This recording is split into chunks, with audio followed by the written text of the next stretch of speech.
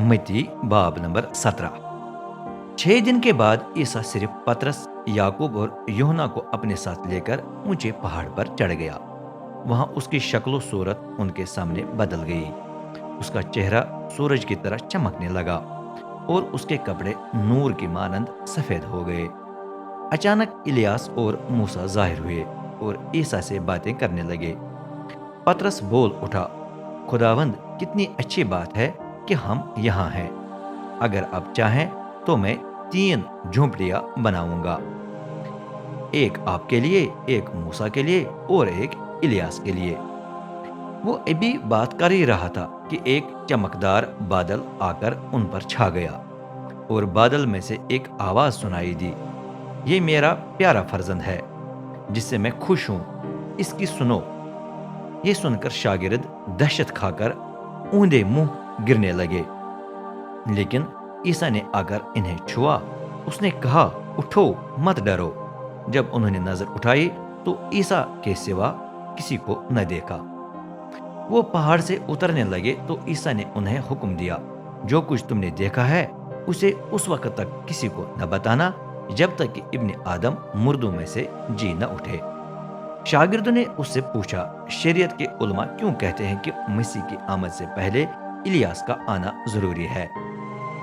ईसा ने जवाब दिया, इलियास तो जरूर सब कुछ बहाल करने के लिए आएगा, लेकिन मैं तुमको बताता हूँ कि इलियास तो आ चुका है और उन्होंने उसे नहीं पहचाना, बल्कि उसके साथ जो चाहा किया।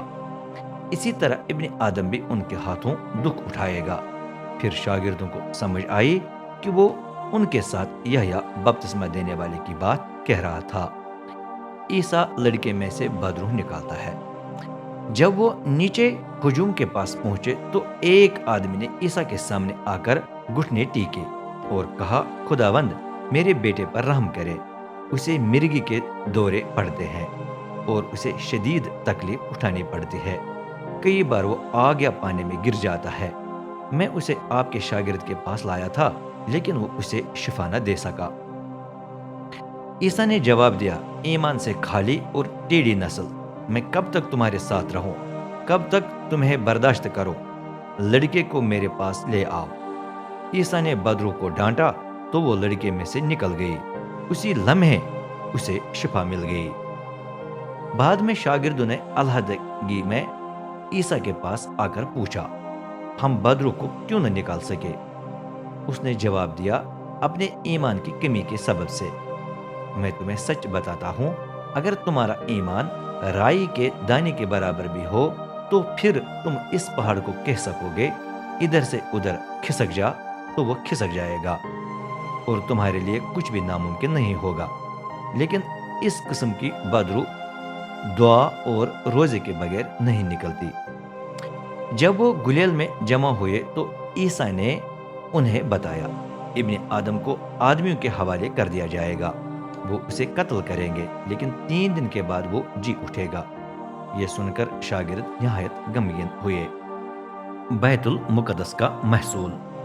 वो कुफरनहूम पहुंचे तो बैतुल मुकद्दस का महसूल जमा करने वाले पतरस के पास आकर पूछने लगे, क्या आपका उस्ताद बैतुल मुकद्दस का महसूल अदा नहीं करता? जी, वो करता है, पतरस ने जवाब दिया। वो घर में आया तो ईसा पहले ही बोलने लगा, क्या ख्याल है शमून, दुनिया के बादशाह किन से नौकरी और महसूल लेते हैं, अपने फर्जंदों से या अजनबियों से? पतरस ने जवाब दिया, अजनबियों से। ईसा बोला, तो फिर उनके फर्जंद महसूल देने से बरी हुए, लेकिन हम उन्हें नाराज नहीं करना चाहते, इसलिए झील पर जाकर उसमें डोरी डाल देना।